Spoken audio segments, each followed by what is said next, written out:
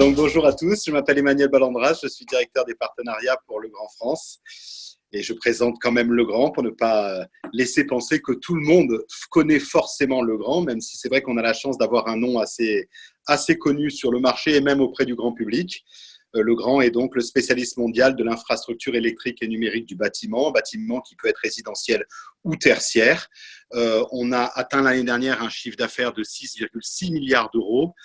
Et nous sommes l'une des 2 entreprises du CAC 40 dont le siège social n'est pas basé en Île-de-France. Il y a donc parmi celles-là Michelin à Clermont-Ferrand et Legrand à Limoges. Et on est très fiers d'afficher et de partager les racines limougeaudes et limousines avec tous les participants de la réunion d'aujourd'hui. Ça nous donne également un petit côté province qui est important quand on a vocation comme Legrand à s'adresser d'une part à toute la France en ce qui me concerne, mais parfois quand Legrand s'adresse bien entendu à de très nombreux acteurs partout dans le monde.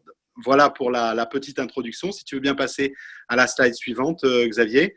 Je vais vous parler donc au niveau du plan des enjeux de la performance énergétique. Je vais pour cela parler évidemment du contexte et des engagements de Legrand à travers sa politique RSE, de l'actualité réglementaire, y revenir, même si la table ronde de tout à l'heure a déjà défloré de manière extrêmement précise le sujet, mais revenir à quelques points et idées forces qui vont permettre à tout le monde de connaître les enjeux. Et bien entendu, et c'est probablement là que je suis également attendu, l'efficacité énergétique vue par Legrand et plus précisément les solutions Legrand apportées à cette efficacité énergétique. Donc très rapidement, quelques chiffres clés, mais tout le monde les connaît. On est plus de 7 milliards d'euros d'humains qui se partagent la Terre, avec des énergies fossiles qui se raréfient, comme vous le savez. 55 pays parmi les 197 pays répertoriés à l'ONU, c'est-à-dire moins de 30% des pays répertoriés à l'ONU, sont responsables directement de 55% des gaz à émissions à effet de serre. Et bien entendu, on s'est fixé comme objectif pendant la COP21 de faire en sorte que le réchauffement climatique soit limité à simplement une variation positive par rapport aux 10 dernières années de 1,5 degré Celsius seulement. Et Dieu sait que ce simple enjeu, qui a l'air pourtant d'être un objectif élevé, sera quand même extrêmement compliqué à remplir. Si tu veux bien, Xavier, passer à la slide suivante. La feuille de route RSE que Legrand s'est donnée, bien entendu, ça va être déjà dans un premier temps de donner l'exemple par rapport à nos gens. Ça veut dire par rapport à nos 38 000 salariés dans le monde, respecter les droits humains, promouvoir la santé, la sécurité et quand on peut le bien-être au travail, développer les compétences de chacun via des formations qu'on prodigue à l'ensemble de nos salariés et bien entendu promouvoir et l'égalité d'une part et les chances de la diversité. Ça, c'est pour l'interne. Pour l'environnement, on va s'appliquer à nous-mêmes ce qu'on va demander à nos clients d'appliquer via nos produits et aux investisseurs également via nos produits. C'est limiter autant que faire se peut les émissions de gaz à effet de serre, innover pour une économie plus proche, plus humaine et lutter contre la pollution. Et d'un point de vue business, cette fois, on va également s'astreindre à un certain nombre de règles, qui n'est pas d'ailleurs s'astreindre, qui est simplement suivre les grandes tendances sociétales de ce monde et faire en sorte d'apporter notre petite pierre à l'édifice par rapport aux problématiques énoncées, qui sont proposées des solutions durables et pas à obsolescence programmée, assurer le fait qu'on achète auprès de nos sous-traitants de manière totalement responsable et agir, Xavier, j'espère que tu le vois à travers ma propre personne sans aucune arrogance, mais agir vis-à-vis de tous nos interlocuteurs de façon éthique et avec le respect de la personne et de ses opinions. Voilà pour la feuille de route. Si tu veux bien passer à la slide suivante qui seront les 3 objectifs par rapport aux objectifs que l'ONU s'est donnés. On a décidé d'en suivre 10, mais j'ai choisi aujourd'hui de communiquer sur 3 particulièrement. Ça reprend Legrand France, donc les objectifs de people, de gens que vous voyez à droite de la slide. Ensuite, on va s'efforcer en termes de business de faire en sorte que tous les revenus issus de la vente d'objets, de produits, d'infrastructures électriques et numériques puissent être liés à des revenus durables, et ce, à hauteur de 80% du chiffre d'affaires de Legrand d'ici 2030, et bien entendu, contribuer d'une part par notre attitude, d'autre part par les messages qu'on va donner en interne, et enfin par tous les messages qu'on va donner à nos clients et investisseurs autour de nous, de contribuer à réduire l'empreinte énergétique en baissant de 30% les émissions de gaz à effet de serre. Alors, déjà pour Legrand donner l'exemple, aujourd'hui en 2018, il y a 2 ans de ça maintenant, nos achats d'énergie sur le réseau étaient constitués, et je le confesse, à 100% d'énergie carbonée. L'objectif pour le Grand France, je précise, est de passer à 2022 à des achats à 100% d'énergie décarbonée. Outre le fait que c'est vertueux, ça va nous donner également une ligne de plus à notre feuille de route RSE, qui est aujourd'hui de plus en plus importante par rapport à toutes les communications qu'on peut faire urbi et orbi. Si tu veux bien passer à la slide d'après, Xavier, et encore à celle d'après.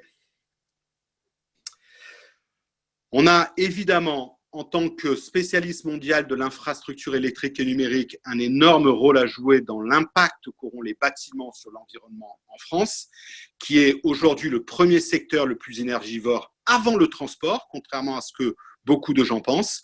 66% de l'énergie consommée l'est par les bâtiments dans notre beau pays.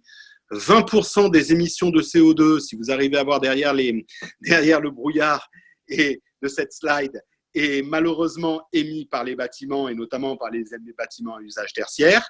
40% des ressources naturelles consommées le sont par le bâtiment et 20%, c'est plus difficile à estimer, mais à peu près 20% de la production des déchets l'est via le bâtiment. Donc, tout produit, toute solution, tout système qui permettra d'une manière ou d'une autre d'agir sur les comportements humains ou indirectement d'agir directement sur l'infrastructure électrique et numérique du bâtiment, forcément sera vertueuse pour essayer de faire baisser ces chiffres et faire en sorte que le bâtiment ne soit pas ou ne soit plus le mauvais élève de la consommation énergétique en France. Alors, si tu veux bien passer à la slide 8, et je vais passer assez vite parce que tous les gens les connaissent et bien entendu tous les participants les connaissent, et j'imagine que ces différentes normes et ces différentes réglementations ont déjà été très largement déflorées pendant la table ronde, mais en 2 mots, un snapshot de toutes les réglementations référentielles qui existent aujourd'hui dans les bâtiments résidentiels ou tertiaires pour tenter de moduler, de maîtriser un maximum la consommation. La plus connue est probablement la norme HQE, et au niveau des bâtiments résidentiels, le diagnostic de performance énergétique qu'on voit maintenant dans toutes les agences immobilières de France est également quelque chose d'extrêmement connu. Au plus, aujourd'hui, on baisse, on devient plus vertueux et plus vert dans ce diagnostic, au plus on a de chances de vendre dans de bonnes conditions son logement. Si tu veux bien passer à la slide suivante, Xavier.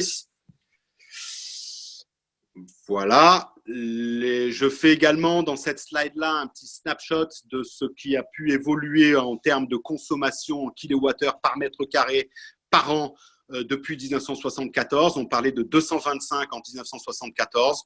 On a pour objectif, avec la RE 2020, de passer à 0. Et il y a maintenant de plus en plus de bâtiments tertiaires en France qui arrivent, qui flirtent avec ce chiffre-là. L'idée, bien entendu, est de faire en sorte que ce soit la norme à horizon 2020, 2021 et au-delà. Si tu veux bien passer à la slide suivante, Xavier, ça représente tous ces objectifs-là, et notamment renforcés par le décret tertiaire dont on a également parlé dans la première partie, une réduction des consommations de moins 40% en 2030 versus ce qu'on a pu observer en 2010, de moins 50% en 2040 versus ce qu'on a pu observer en 2010, jusqu'à atteinte de l'objectif en 2050 de moins 60% des consommations à ce moment-là de notre vie et de l'humanité. Ce qu'on peut espérer sera un très bel objectif s'il est tenu. Alors, en termes de produits maintenant, comment Legrand peut concrètement contribuer à faire en sorte que ces objectifs soient atteints en termes de production, en termes de promotion des produits auprès de tous ces interlocuteurs qui peuvent être encore une fois des investisseurs, des installateurs, des bureaux d'études, des architectes, des maîtres d'œuvre de tout poil, si j'ose dire. Alors, j'ai choisi en fait de segmenter cette présentation produit en 4 manières. La manière mesure et gestion du bâtiment, qui vous dira que si on n'est pas informé, on a peu de chances d'agir. La manière IRVE, qui sera d'une part d'assurer l'infrastructure qui permettra à chacun de venir recharger son véhicule, et bien entendu pour l'investisseur de permettre à chaque salarié de venir au travail et de recharger son véhicule pendant qu'il travaille. La gestion d'éclairage, l'éclairage est un poste important également. Si vous regardez la Défense le soir, vous verrez que c'est un poste important de consommation. Et bien entendu, en tête d'installation tertiaire, le transformateur green qui permet également, parce que ce sont des produits qui génèrent souvent des fuites, de maîtriser, si c'est bien traité, si c'est bien choisi, au maximum les consommations. Si tu veux bien, Xavier, passer à la slide suivante.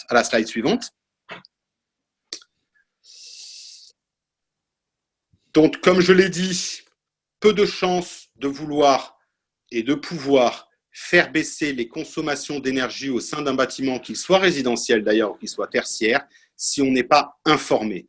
On a vu d'ailleurs récemment que dès lors qu'on a pu informer le conducteur de véhicule de sa consommation, j'allais dire pratiquement en temps réel et après avec des petits histogrammes en cumulé par rapport à son style de conduite, par rapport à là où il va, etc., ça donne des indications qui permettent à l'humain de décider. Parce qu'à la fin, c'est souvent l'humain qui décide. Dans un bâtiment tertiaire, ça va être un directeur technique, ça va être un facility manager. C'est généralement maintenant de plus en plus des équipes de gens qui sont souvent des chefs d'orchestre, des Mozart du bâtiment tertiaire et qui font en sorte qu'ils consomment au plus près des besoins du bâtiment selon l'heure, selon les occupants et selon les périodes de l'année ou simplement le jour ou la nuit.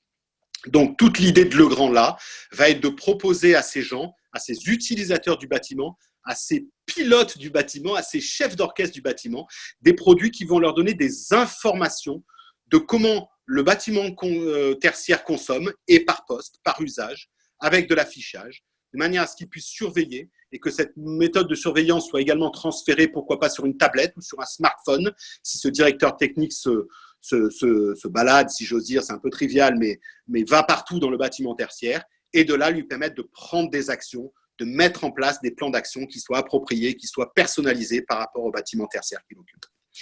Et vous voyez un premier snapshot de produits sur la droite, et je vais rentrer un peu plus dans le détail si tu veux bien passer à la slide d'après.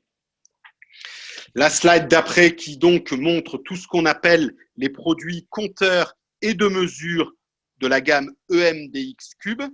Il y a juste Emmanuel, il y a juste ton doigt sur l'écran. C'est normal, c'est un smartphone. Voilà, excusez-moi, c'est le smartphone comme vous dites.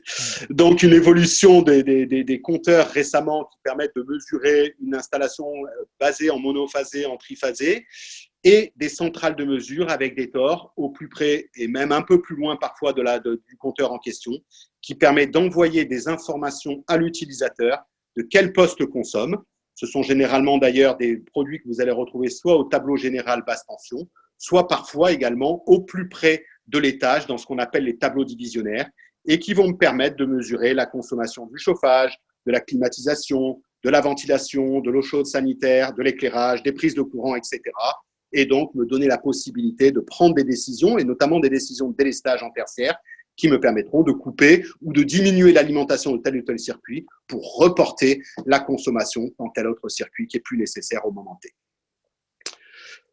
Si tu veux bien passer à la slide suivante, si tu veux bien, Xavier. Alors, tous ceux qui me connaissent pour intervenir plutôt dans un référentiel et dans un écosystème résidentiel sont forcément un peu surpris de me retrouver parler de ce type de produit-là. Et pourtant, il faut savoir que plus de 50% du chiffre d'affaires de Legrand est fait en rénovation et dans le neuf, dans l'écosystème tertiaire aujourd'hui. Donc, rien d'étonnant pour cela qu'on fasse la promotion de produits comme celui que vous voyez maintenant, qui est un transformateur sec, qui est généralement en tête d'installation. Le transformateur, je le rappelle, il permet aux consommateurs, qu'ils soient tertiaires ou résidentiels, ici bien entendu tertiaires, qui ne peuvent pas utiliser un courant électrique à haute tension. Ils ont besoin, donc ces gens-là, d'électricité à moyenne ou basse tension. Et ce transformateur que vous voyez là va leur permettre de contrôler l'énergie en le transformant en courant à moyenne ou même à basse tension. Voilà, c'est donc un transformateur comme son nom l'indique.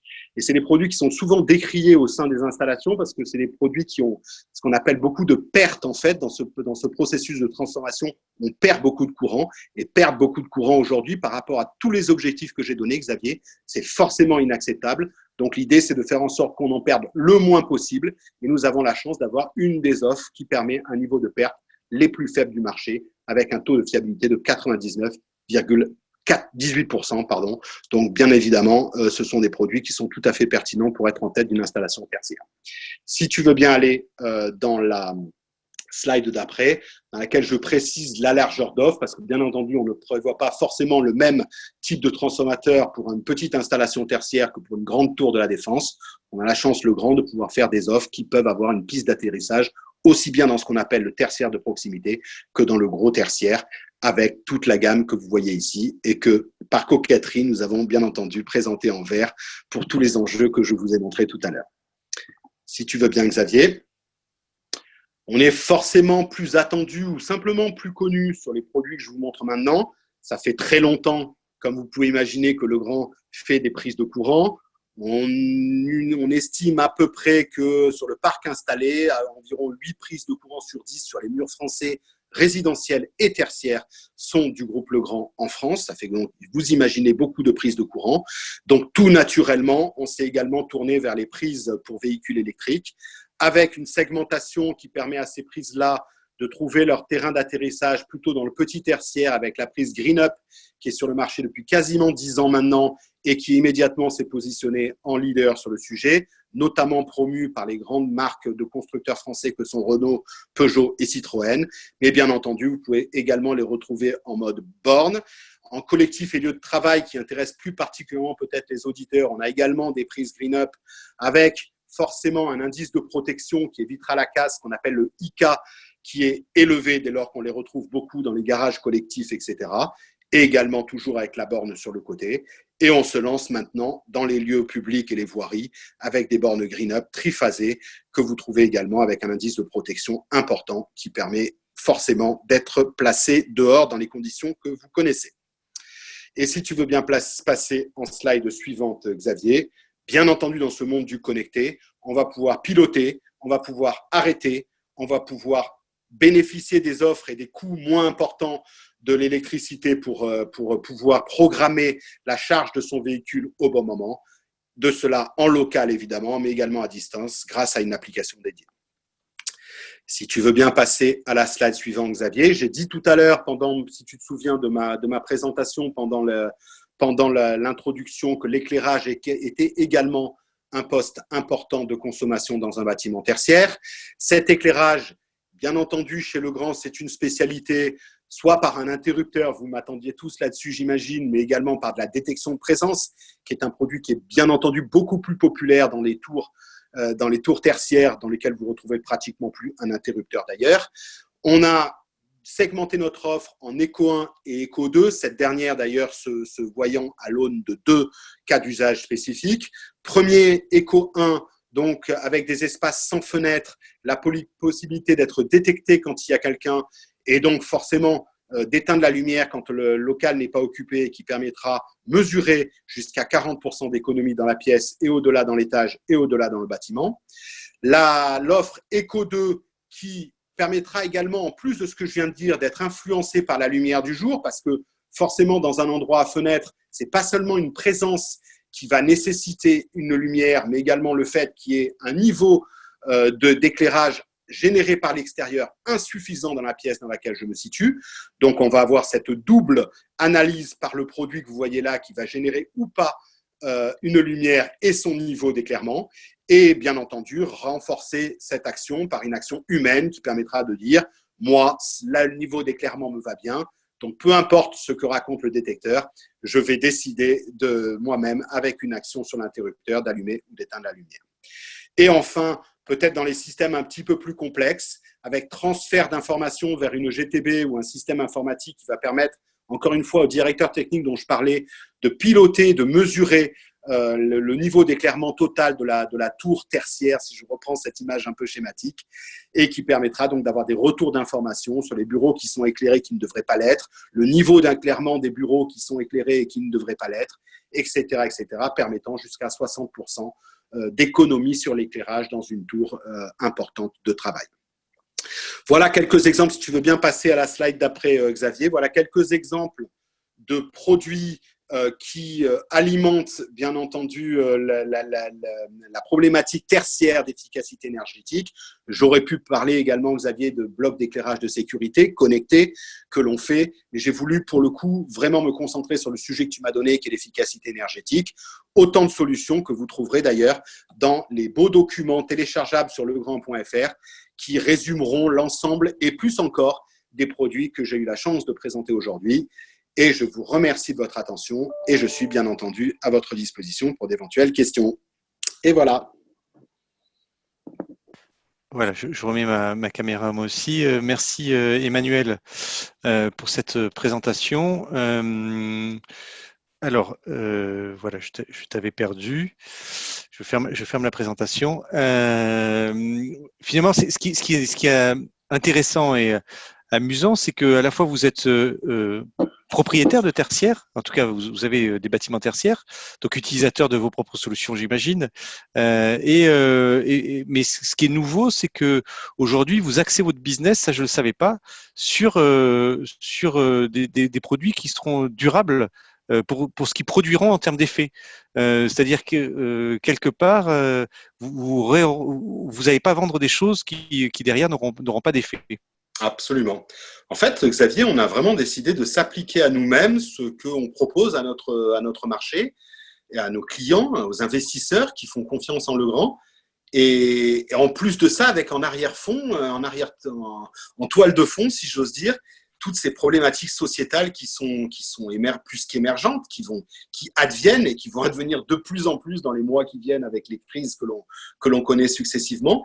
Et c'est vrai que on aime bien faire des produits qu'on va nous-mêmes poser et qui en même temps, pour nous, pour nos usages à nous, et qui auront encore plus donc de pertinence à être proposés au marché et à être prouvés au marché comme étant efficaces pour répondre à toutes ces problématiques-là. Voilà. Et en plus de ça, parce que toutes ces problématiques sociétales, c'est l'énergie, mais c'est également l'égalité des sexes, c'est également le respect de la diversité sous toutes ses formes, hein, j'insiste. Et c'est aujourd'hui des chapitres extrêmement importants des communications. Alors, on est au CAC 40, donc on est soumis à des communications financières, évidemment, mais de plus en plus, la partie RSE de ces communications devient importante, devient riche, et on s'efforce de poursuivre et de suivre et de faire en sorte que ces valeurs soient partagées. Voilà. Oui, vous êtes l'archétype finalement de l'exemple d'entreprise tertiaire qui aujourd'hui va investir dans la rénovation. On parlait des rénovations énergétiques du bâtiment tertiaire qui est la thématique d'aujourd'hui, mais qui va investir pour deux raisons, à la fois parce qu'elle y est contrainte et on voit la réglementation qui nous y contraint, mais aussi parce que il y a un vrai engagement. Et donc du coup, sûrement que le Covid, en tout cas la crise, cette prise de conscience qu'elle impose à nous tous, fait que ça va accélérer cette démarche de la part des entreprises. Et donc du coup, est-ce que vous ressentez une appétence de vos clients ou tout au moins toi qui as au niveau des partenariats, des partenaires qui disent OK, maintenant il faut y aller à fond. À chaque début de rendez-vous, Xavier, avec des partenaires qui peuvent être, comme tu le sais, toi qui me suis depuis longtemps, de tout poil, hein, y compris relativement loin de l'écosystème Legrand tel qu'on peut l'entendre. Chaque présentation démarre par, alors je compte en slides, c'est un peu trivial, mais par 5 ou 6 slides, des valeurs de Legrand, ce qu'elles veulent colporter et associer à nos produits ce que nous voulons transmettre en fait au public avec un grand P via nos produits. Et ce sont évidemment des fonctionnalités, des cas d'usage, de l'utilité et également modestement des valeurs. Et quand on transmet ça à un partenaire, je ne dirais pas que la partie est gagnée, mais cela renforce probablement encore plus l'appétence que ces partenaires-là, de tous horizons, peuvent avoir de s'associer avec un partenaire comme Legrand, au-delà de ces produits d'infrastructures électriques et numériques, mais également pour ses valeurs, pour ce que l'entreprise colporte. Et à titre personnel, Xavier, je te le dis avec mon sourire que j'espère est le plus franc et massif possible, je suis effectivement extrêmement fier de travailler depuis 28 ans dans une telle entreprise. Ouais. C'est la raison d'être finalement que vous alignez oui. sur ce que vous faites. Il y a une question de Luc qui nous pose la question. J'entends parler de généralisation du courant continu dans les bâtiments, un principe qui supprimera la problématique de durée de vie des onduleurs. Comme exprimé en table ronde. Quelle est la vision de Legrand sur les bâtiments en courant continu? Alors, c'est une vision extrêmement proactive. Je suis très content de cette question parce que parmi les nombreuses tâches que j'occupe, le partenariat, c'est également parfois être en amont des technologies. Et je fais un petit clin d'œil à l'auditeur qui a posé la question. Il voit probablement ce que je parle, hein, de ce dont je parle, notamment le Power over Ethernet, le PoE, dont on parle beaucoup dans le bâtiment tertiaire. Voilà. Et donc, dans le partenariat, comme dans le logement connecté il y a quelques années où on a été à la crête et où on a pu livrer des bâtiments entiers équipés d'objets connectés, de la même manière, on est à la crête de ce type de problématique pour le bâtiment tertiaire. Et sans que je puisse malheureusement en dire plus pour le moment, on est en discussion avec un certain nombre d'entreprises spécialistes sur le sujet pour faire en sorte de pouvoir produire des installations, j'allais dire clés en main, qui me permettront de répondre encore plus précisément à la question de l'auditeur. Mais on a déjà des produits qu'il s'amuse à taper POE Legrand sur Internet et il verra un certain nombre de choses. Et on a même sorti une brochure entièrement dédiée sur le sujet que je serais ravi de partager, Xavier, avec tous les auditeurs suite à la présentation de ce jour. Et maintenant, on va s'attaquer à faire davantage de projets que les quelques projets expérimentaux et un peu confidentiels qu'on a pu faire ces derniers temps. Oui, une dernière question alors d'Antoine Vallée d'ailleurs du CERS. Remercie Antoine de revenir à travers une question qui pose la question. Le CERS travaille sur une fiche C2E qui permettrait de valoriser le système de mesurage des consommations énergétiques par usage dans les bâtiments tertiaires. Trouvez-vous le marché autoporteur ou cela vous paraîtrait logique de subventionner ce matériel? Alors j'apporte un deuxième complément, c'est que aussi là Elisabeth Borne a annoncé, là c'est plus pour le résidentiel, d'avoir des systèmes de pilotage intelligents parce qu'on sent qu'on va avoir des problèmes énergétiques d'ici la fin de l'année, en tout cas d'électricité. Alors je vais me faire très humble déjà sur la subvention. Je pense que Legrand participe à beaucoup d'actions. Et je reste volontairement très neutre sur le sujet, et y compris beaucoup d'actions sur lesquelles je ne suis pas au courant. Donc déjà donc je vais être très modeste sur la question.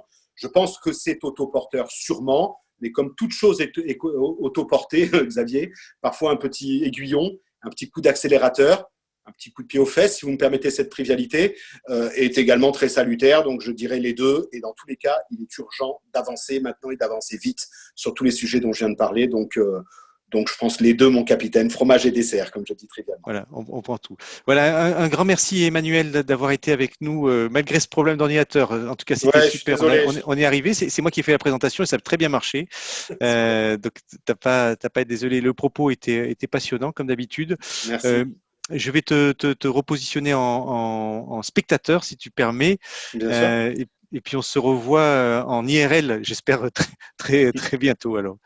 Avec plaisir. À très bientôt, Emmanuel. Merci à toi. À bientôt, Xavier. Merci.